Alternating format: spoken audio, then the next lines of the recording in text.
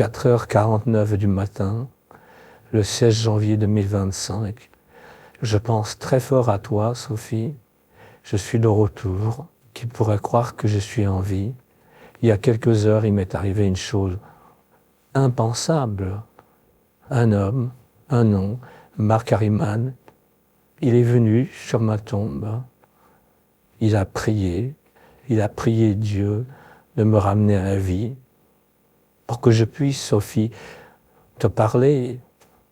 C'était son plus grand souhait, que j'ai quelque chose à te dire après ma mort, mais que cela puisse se faire vivant. Alors je suis à Saint-Tropez, Marc Harriman est là, dans cette maison, j'ai branché son micro et je te parle. Je suis très heureux d'avoir été le papa de ton fils, un fils qui nous ressemble, qui te ressemble, peut-être plus à toi qu'à moi, mais qui dans le fond a quand même beaucoup de moi. Je suis très touché et en même temps très peiné et triste que le jour de ma mort, tu es venu à cet enterrement pour pleurer tous les larmes de ton cœur. C'est un jour qui m'a marqué parce que tu étais tellement effondrée, tu étais tellement triste, tellement malheureuse. Et Marc Harriman, quand il m'a ressuscité, il y a 2-3 heures de cela, il m'a dit, mais dites-lui la vérité, dites-lui que vous l'aimez, dites-lui tout ce qu'elle a représenté pour vous. Et j'ai décidé, puisque j'ai trouvé sa demande tout à fait convenable, de te dire tout ce que tu as représenté pour moi, ma très belle Sophie. Tu n'as peut-être pas eu beaucoup de chance de fréquenter dans ta vie des hommes plutôt mûrs, c'est-à-dire plutôt âgés, voire plus âgés que toi. La relation n'est pas évidente entre une personne plus âgée et plus jeune, mais c'est du banal, c'est d'une banalité. La jeunesse qui aime une personne plus âgée, je pense qu'il n'y a pas d'âge. Dans l'amour, il n'y a pas de vérité. Puisqu'à tout âge, on peut pratiquement avoir des enfants. Je voudrais, ma très belle Sophie, te remercier de tous ces larmes que tu as versées le jour de ma mort.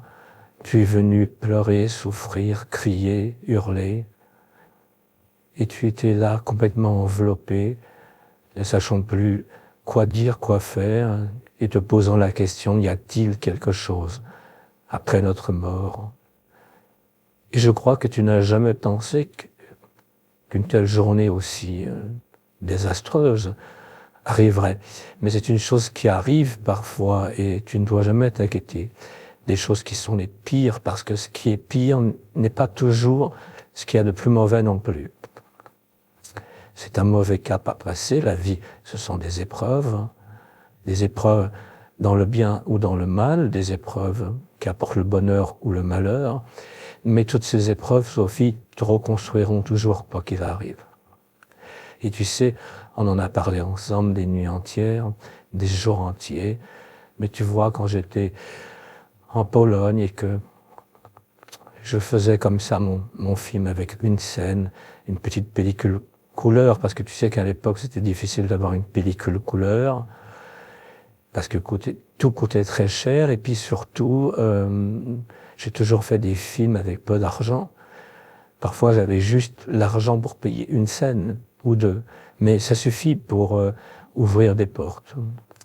Je crois que malgré tout, je suis quelqu'un qui a confiance dans les autres et en moi-même et en toi, et je crois que j'ai réussi finalement, en ouvrant une porte par-ci, par-là, en faisant une petite scène par-ci, par-là, à me faire remarquer de toi.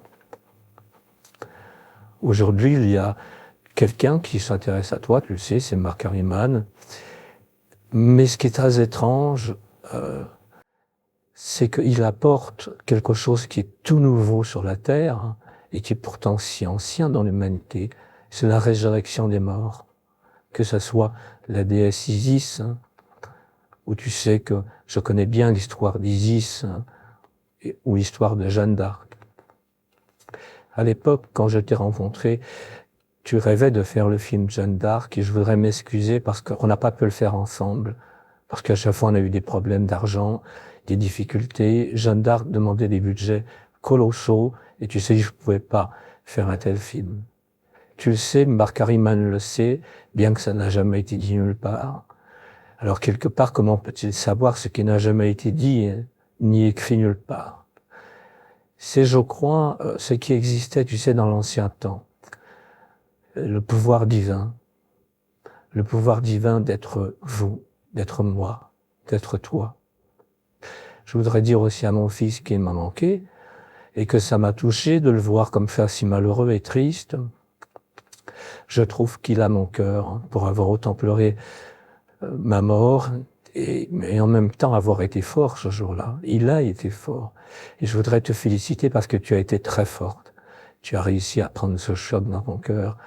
Et tu es récompensé aujourd'hui parce que dans cette nuit où nous sommes le 16 janvier 2025, eh bien, j'avais envie de te parler, ma très belle Sophie, et te dire combien je t'aime, je t'apprécie, et combien entre nous, tout durera éternellement. Ça sera toujours une histoire d'amour éternel, et rien ne pourra jamais l'arrêter.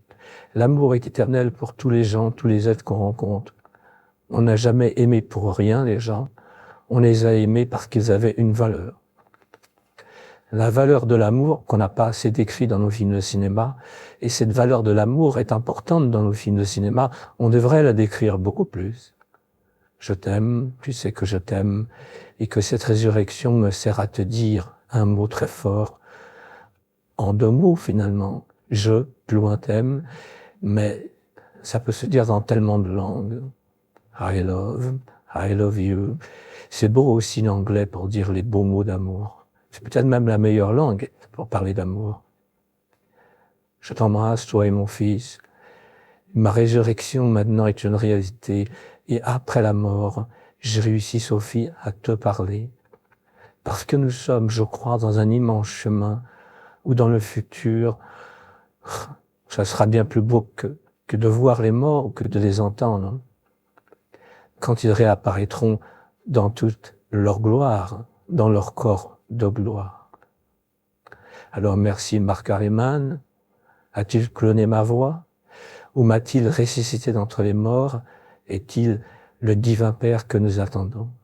En tous les cas, au-delà de ça, cette résurrection, c'était surtout pour te dire « je t'aime » et c'est ça l'essentiel. C'est pas le reste. Le reste se vivra, on ne le vivra pas, on le verra, on ne le verra pas. Chacun verra ce qu'il doit voir et chacun vivra ce qu'il voudra vivre. À bientôt, mon amour.